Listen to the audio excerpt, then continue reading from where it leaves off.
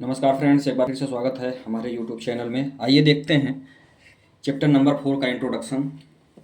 क्या क्या टॉपिक्स इसमें पढ़ने हैं, चैप्टर का नाम क्या है, उसका मतलब क्या होता है। ये कक्षा 10वीं का टॉपिक है। जो चैप्टर 4 का जो नाम है वो है क्वाड्रेटिक इक्वेशन। ठीक है, क्वाड्रेटिक इक्वेशन क्या कहलाता है उस पर हम चर्चा करेंगे, और इसमें हमको कौन कौन सी चीज़ें पढ़नी है इस पर भी हम इस पर चर्चा करेंगे। एक बार आपने इंट्रोडक्शन पार्ट पूरा देख लिया तो आपको आगे के जो चैप्टर हैं उनको सॉल्व करने में दिक्कतें नहीं होगी। इंट्रोडक्शन पार्ट देखने के बाद ही आप सारे चैप्टर्स को, जो भी एक्सरसाइज हैं चैप्टर 4 में, उसको आप क्या कर सकते हो, सॉल्व कर सकते हो।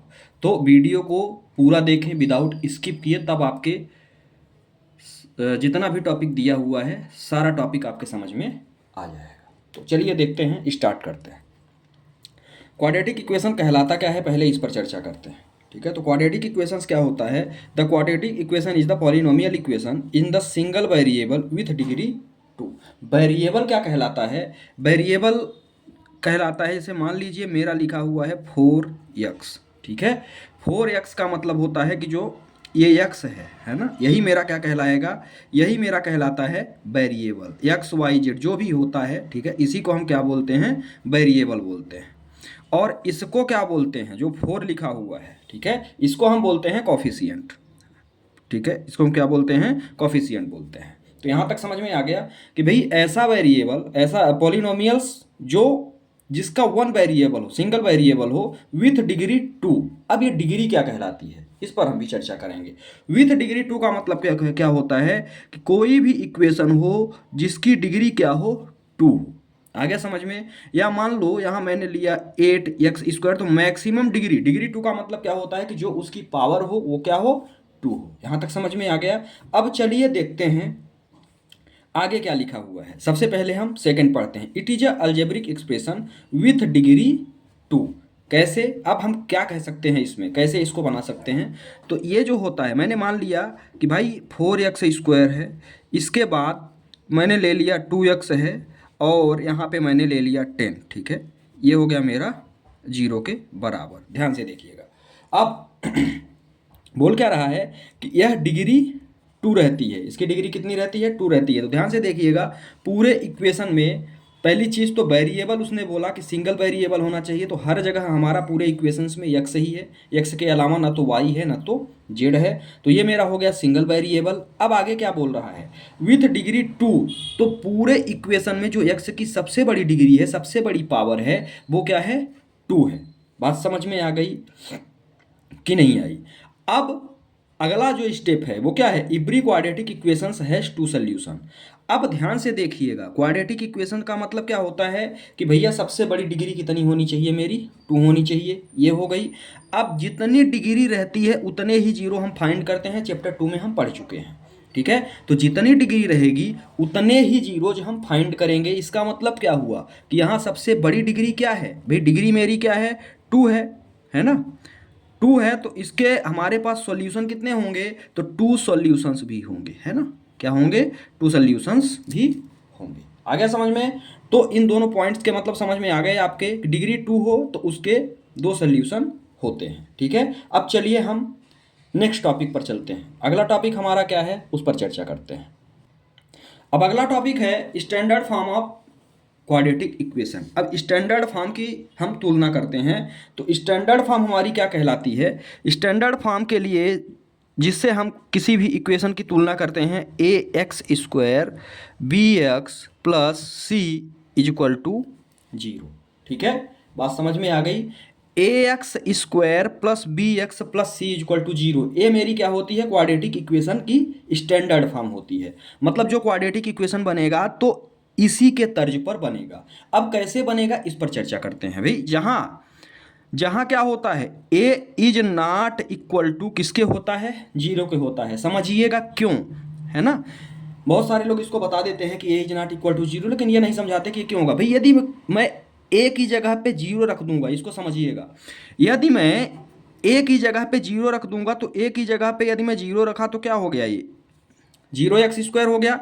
और यहाँ पे क्या है, यहाँ पे है bx और यहाँ पे है c हो गया। यदि मैं इसको जीरो कर दूंगा तो ये क्या हो गया, ये तो जीरो ही जीरो का एक्स में किसी में भी कुछ भी करते हैं तो ये क्या बचा, बी एक्स प्लस सी। मैंने क्या बोला भाई, मेरी जो परिभाषा कहती है तो उसकी सबसे बड़ी पावर, क्वाड्रेटिक इक्वेशन की सबसे बड़ी पावर 2 होनी चाहिए। लेकिन यदि मैंने यहाँ पे a is equal to zero रख दूंगा तो मेरा क्या होगा, सबसे बड़ी पावर तो 1 हो जाएगी ना, क्वाड्रेटिक का तो मामला ही खत्म हो गया। अब ये तो लीनियर बन गया क्योंकि पावर 1 है, पावर 1 क्या कहलाता है, लीनियर कहलाता है, ये मेरा लीनियर इक्वेशन हो गया, क्वाड्रेटिक नहीं बचा। तो बड़ी पावर, मेरी सबसे बड़ी पावर क्या होनी चाहिए, 2 होनी चाहिए। यदि आपने किसी भी वेरिएबल में पावर 1 कर दिया, वेरिएबल की पावर यदि आपने 1 किया तो वो मेरा लीनियर इक्वेशन बन जाता है। ठीक है, तो यहाँ पे आपको ये ध्यान रखना है कि ये मेरी स्टैंडर्ड फॉर्म है, इसी से हम किसी भी इक्वेशन की तुलना करेंगे। दूसरी चीज आपको विशेष ध्यान ये रखनी है कि कभी भी जो a की वैल्यू होगी वह 0 के बराबर नहीं होगी। अब हम तुलना की बात करते हैं कि हम इससे किसी भी चीज की तुलना कैसे करेंगे, कंपेयरिंग कैसे करेंगे। तो मान लीजिए मैंने ले लिया 4x² plus 8x plus 9 is equal to 0, ये मैंने इक्वेशन ले ली। अब मैं यदि कंपेयरिंग की बात करता हूँ, ठीक है, ये स्क्वायर है, यदि मैं कंपेयरिंग की बात करता हूँ तो कैसे करूँगा भाई, इस इक्वेशन का कंपेयर हम इससे करेंगे। बात समझ में आ गई, स्टैंडर्ड फॉर्म का कंपेयर हम किससे करेंगे, ये जो क्वाड्रेटिक इक्वेशन हमने लिया हुआ है। अब करिए भाई, एक्स स्क्वायर और एक्स स्क्वायर, तो इसका कॉफिशियंट क्या है, एक्स स्क्वायर का यहाँ कॉफिशियंट ये दिया हुआ है, यहाँ कॉफिशियंट 4 दिया हुआ है ना। तो जब हम तुलना करेंगे तो ये बराबर मुझे कितना मिल जाएगा, पहला मान मुझे मिल गया a बराबर 4। सेम कहानी यहाँ है, ये एक्स एक्स ये दोनों क्या है, मेरे वेरिएबल है और इसका कॉफिशियंट क्या है, b है, इसका कॉफिशियंट 8 है। तो b की जो वैल्यू आएगी वो कितनी आ जाएगी, 8 आ जाएगी। ठीक है, अब c कांस्टेंट टर्म है, सी क्या है हमारा, कांस्टेंट टर्म है, और यहाँ भी तो कांस्टेंट टर्म में कोई भी वेरिएबल होता नहीं है, तो ये हो गया कांस्टेंट टर्म की वैल्यू हमारी हो गई। ठीक है, अब नेक्स्ट जो मेथड है हमारी, जो नेक्स्ट टॉपिक है इसका, ये तो हमारा हो गया कि क्वाड्रेटिक इक्वेशन की आपकी परिभाषा क्या कहलाती है। ठीक है, क्वाड्रेटिक इक्वेशंस को हम किस स्टैंडर्ड फॉर्म में तुल्य करते हैं, कंपेयरिंग करते हैं, कैसे कंपेयर करते हैं, ये चीज़ें आपकी हो गई यहाँ से। अब आगे चलते हैं और क्वाड्रेटिक इक्वेशन को सोल्यूशन कैसे करते हैं, सॉल्व कैसे करते हैं, हम उस पर चर्चा करेंगे। ठीक है, तो पहला है फैक्टराइजेशन मेथड, है ना, जिसको मैं क्या करता हूँ, मिडिल टर्म स्प्लिटिंग करके भी सॉल्व करता हूँ। क्वाड्रेटिक इक्वेशन ये आपने सेकंड चैप्टर में पढ़ा हुआ है। तो फैक्टराइजेशन मेथड क्या होता है, फैक्टर करके, मिडिल टर्म स्प्लिटिंग करके भी इसको हम 2 जीरोज फाइंड करते हैं, है ना, पावर 2 है तो इसके हम यहाँ पे 2 जीरो, दोनों में 2 जीरो फाइंड करेंगे। बात समझ में आ गई, कैसे करेंगे इस पर हम अभी आगे देखेंगे। बस अभी यहाँ आपको ये देखना है कि हमको इसमें 2 मेथड पढ़नी है, और इन्हीं 2 मेथड पर यदि आपने पकड़ बना लिया तो आपका सारा चैप्टर सॉल्व हो गया। ठीक है, तो पहला है फैक्टराइजेशन मेथड, मतलब मिडिल टर्म स्प्लिटिंग आप करेंगे, और मिडिल टर्म स्प्लिट करके वहाँ से 2 जीरोज, एक्स स्क्वायर है इसका मतलब है हमारे 2 जीरोज फाइंड होंगे, 2 वैल्यू फाइंड होगी। ठीक है, तो यहाँ से हम 2, या यदि आपको ये थोड़ा सा कॉम्प्लिकेटेड लग रहा है, नहीं आ रहा है आंसर इससे, तो हम क्वाड्रेटिक इक्वेशन का फार्मूला भी यूज करके उसको निकाल सकते हैं। आगे समझ में, तो ये दोनों मेथड यूज करके अब हम इस चैप्टर को सॉल्व करने का, जितनी भी एक्सरसाइज हमारी दी हुई हैं उनको समझने का प्रयास करते हैं। तो सबसे पहले तो मेथड के बारे में हम देखेंगे कि हम इसका यूज और इसका सल्यूशन कैसे करते हैं। तो आइए चलिए देखते हैं। सबसे पहला है फैक्टराइजेशन मेथड। अब ये मेरा क्वाड्रेटिक इक्वेशन है ना, और पहली मेथड हमने लिया है फैक्टराइजेशन मेथड। फैक्टराइजेशन मेथड से हम क्या करेंगे, सल्यूशन करने का प्रयास करेंगे। तो सबसे पहले हम इसका मिडिल टर्म स्प्लिटिंग करने का प्रयास करते हैं। अब मिडिल टर्म को स्प्लिट करने के लिए हमको क्या करना रहता है, ये चीज़ें आपको दूसरे चैप्टर में बताया गया है ना। सेकंड चैप्टर को यदि आपने अच्छे से पढ़ा है तो यहाँ आपको दिक्कत नहीं होनी चाहिए। सबसे पहले हम इसका और इसका क्या करेंगे, आपस में मल्टीप्लाई करते हैं। तो ध्यान से देखिएगा क्या दिया हुआ है, -10 है ना। -10 का यदि हम एक्स स्क्वायर में मल्टीप्लाई करते हैं तो मुझे क्या मिलेगा, मुझे मिल जाएगा -10x स्क्वायर। बात समझ में आ गई। अब आपको क्या करना है, ये आपको 10 मिल गया है ना। अब जो 10 मिला है इसी का हमको क्या करना है, फैक्टर करना है। कैसे करेंगे भाई, चलिए 10 का कर लीजिए। तो क्या आएगा, सबसे पहले तो ये 2 से कटेगा तो 2 5 जा और 5 1 जा, तो ये आपको मिल गया फैक्टर, 5 2 जा 10। ठीक है, और 5 में 2 घटाएंगे तो 3 आएगा, या जोड़ेंगे जो भी करेंगे। चलिए देखते हैं आगे। तो ये 2 और 5 मुझे मिल गया स्प्लिटिंग का।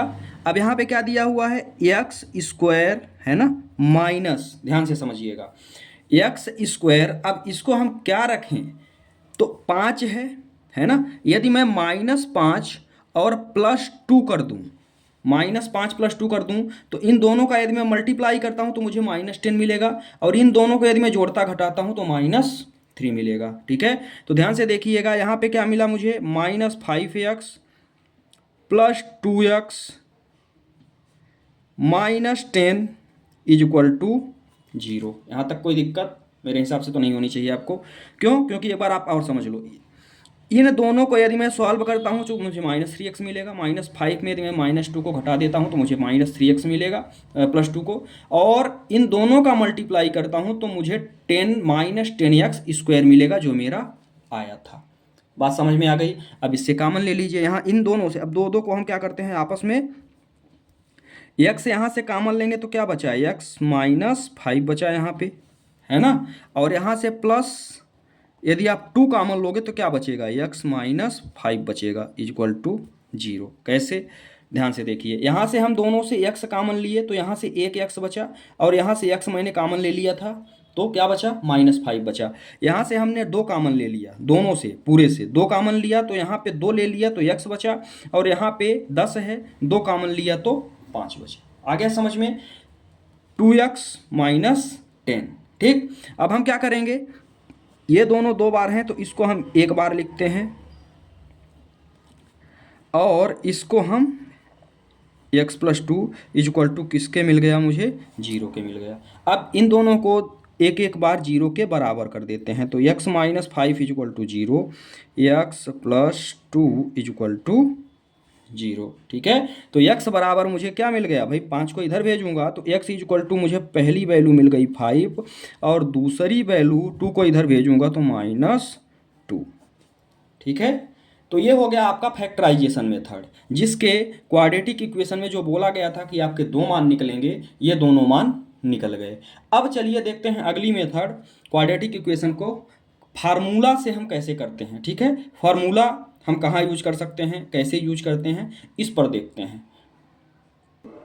अब आइए देखते हैं कि हम क्वाड्रेटिक फार्मूला कैसे यूज कर सकते हैं, है ना। इसका यूज हम थोड़ा सा देखेंगे।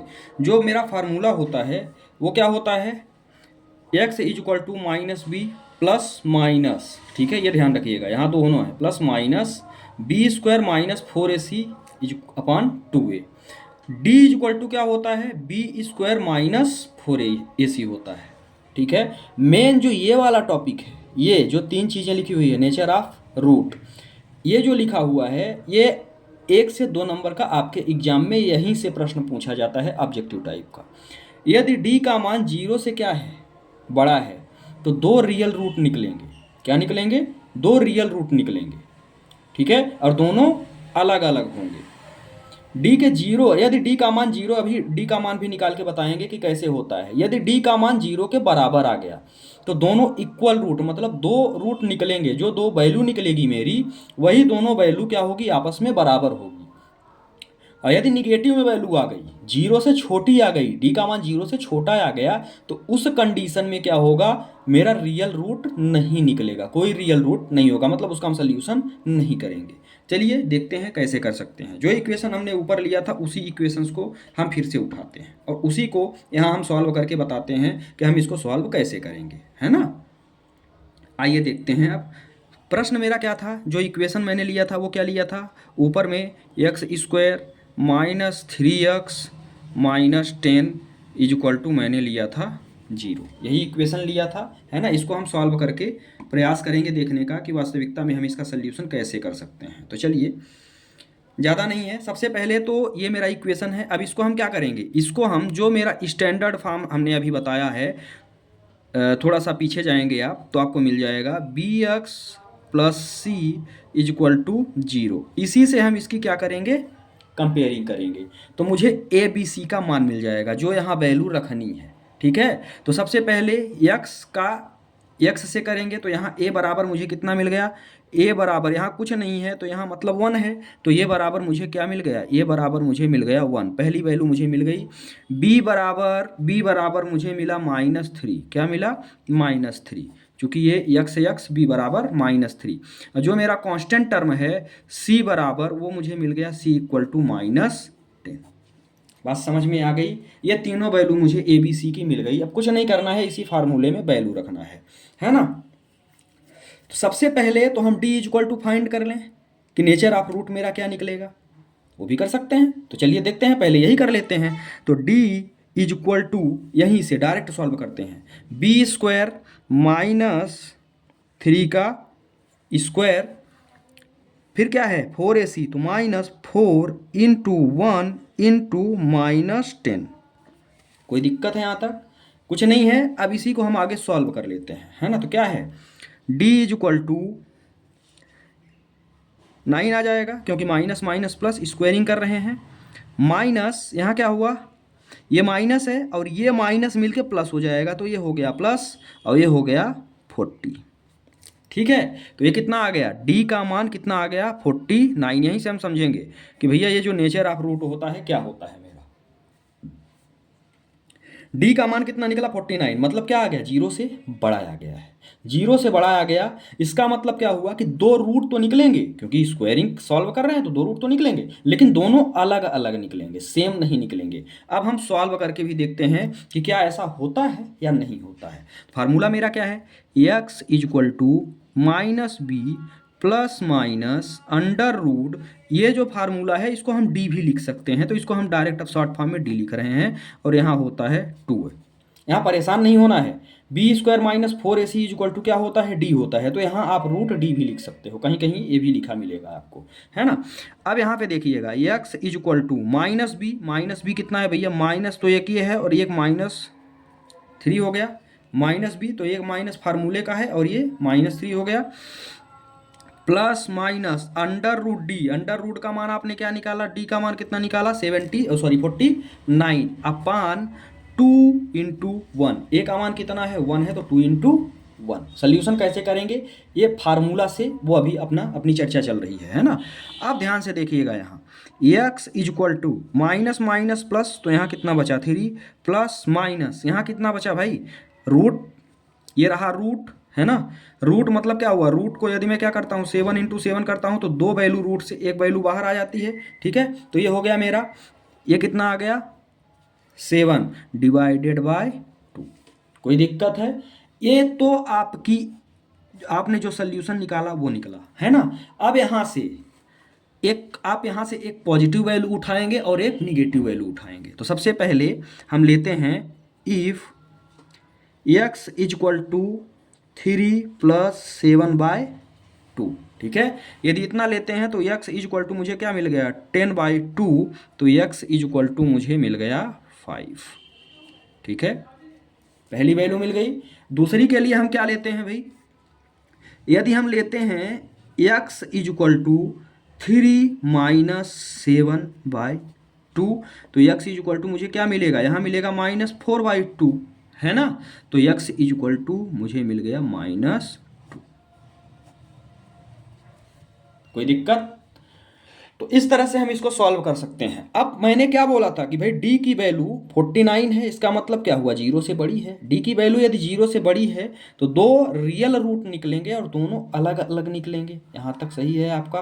तो दो रियल रूट निकले और दोनों अलग अलग निकले, मतलब दो रूट तो निकले, सेम नहीं निकले, एक पॉजिटिव आया और एक निगेटिव आया। ये जो पार्ट है आपका, है ना, ये जो पार्ट है ये आपके एग्जाम में 1 नंबर का पूछा जाता है। कोई एक कंडीशन आपको दे देगा इन तीनों में, और ये चीजें आपके ऑप्शन में डाल देगा, या ये चीजें आपके ऑब्जेक्टिव में पूछेगा और ये वाली चीज आपके ऑप्शन में डाल देगा। तो ये इतना तो आप तैयार कर लेना हर हाल में, ताकि 1 से 2 नंबर आपका कंप्लीट रहे। तो ये रहा पूरे चैप्टर का इंट्रोडक्शन, चैप्टर नंबर 4 का। ठीक है, अब आगे हम स्टार्ट करेंगे एक्सरसाइज। यहाँ यदि आपने अच्छे से इसको समझ लिया होगा तो एक्सरसाइज करने में आपको बिल्कुल भी दिक्कत नहीं जाने वाली है। ठीक है, तो इसका आप स्क्रीनशॉट ले सकते हैं। वीडियो अच्छा लगा, समझ में आया हो तो ज़्यादा से ज़्यादा शेयर करें, चैनल को सब्सक्राइब करें और वीडियो को लाइक करना ना भूलें, ताकि हमारा आपसे सपोर्ट बना रहे। थैंक्स।